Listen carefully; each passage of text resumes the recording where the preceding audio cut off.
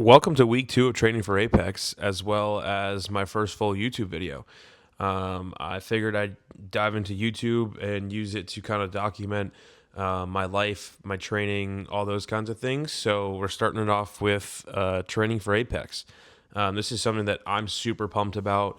I heard about Apex in December of last year and had started slightly training for it, but also in that time started combine training. So I was working some really long hours. Training wasn't my full priority.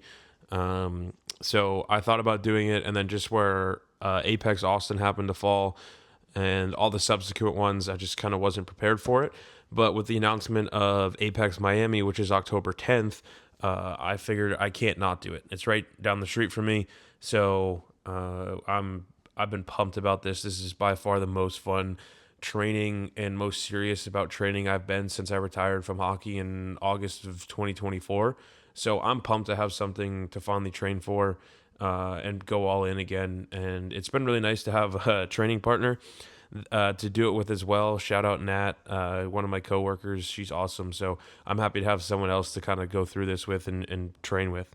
So this is week 2. The sprints early on in week or in Monday, Wednesday weren't my best. I was definitely feeling a little bit. Monday, I ran some of my slowest times I've run in a long time. Just didn't have it that day. The lifts felt okay, and then Wednesday I had played a men's league game on Monday and Tuesday, so the body was feeling really beat up and just stiff, tired, exhausted. Thankfully, didn't sprint that day, so it wasn't too bad and too much to worry with. And then Friday was actually really good. Hit another PR after PRing every single rep the week before. I think 117 was the what I had on a 15-yard build-in, 10-yard fly. So not the fastest, but a pretty good time for me, and I'm happy to see that number improve because that's been my biggest struggle is the back end of the 40. My front is decent. The back's what's really holding me back. So we're on a max strength block here, so I've been really happy where my strength's gotten to. I've definitely gotten a lot stronger, feeling a lot better, and I'm hoping to really build a good base for myself as I head into the power block next, because that's where I really need to focus on. I'm strong, capable, all those kinds of things, but where my biggest focus needs to be is in the power phase. Because I think for Apex in the competitions, I could do really well at the med ball toss. I could do decent at the broad jump, the trap bar, the bench press. Can all go really well for me, but I think my biggest areas of improvement are the 40. I think that's going to be the hardest one for me to improve, but I'm hoping to run at least a 4.9 or faster, and I think I can do that. My vertical jump needs to get a lot better. That's a big weak area for me that I'm really hoping to improve on. My broad jump's okay.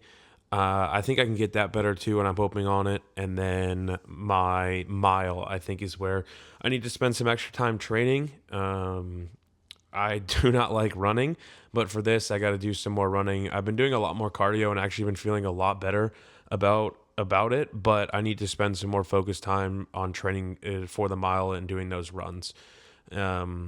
So that's kind of where my head's at going into it. I think in a couple weeks, we're going to end up running a mock Apex just to kind of get a baseline and then make adjustments to our training where we see fit and then go from there. So right now the training split for me looks like Monday is kind of early acceleration, max effort day. So you start off with a little bit of technique work, then we get into some 20-yard sprints, then a glute bridge, pushing ISO, and a seated broad jump to a box, eccentric squats, RDLs, and pull-ups. Tuesday is pretty much is a recovery day for me, but it includes a 30-minute bike, just like steady state zone 2, and some ISOs. That's one of my favorite days just to help me recover, flush out the body, and it feels really good afterwards. Wednesday is a extensive plyometric tempo run day paired with upper body. So it's eccentric bench press, eccentric single arm dumbbell rows, single arm javelin press, and some core work.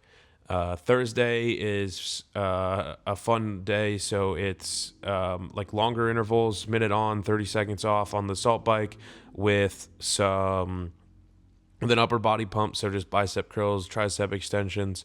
Friday is longer sprint day, so it's a 15-yard build, 10-yard sprint, so 25 yards total, with some single leg, like hamstring focused isos and reactive hurdle jumps into eccentric Bulgarian split squats, and with Nordics, shoulder press, and finish off with some calf raises.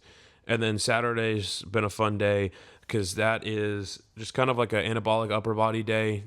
Just add some extra volume to the upper body. So it's push press, chin up, neutral grip dumbbell bench press, and landmine supported row. So that's kind of where my training split at right now. I think as we get into it, the tempo runs are gonna come out, and it'll be more sprinting. So it'll be 3 days of sprinting as we head into a power phase, which, like I said, I'm excited for. But I'm really happy where my strength and all that stuff's at. But I look forward to trying to improve those other metrics and seeing where things are going.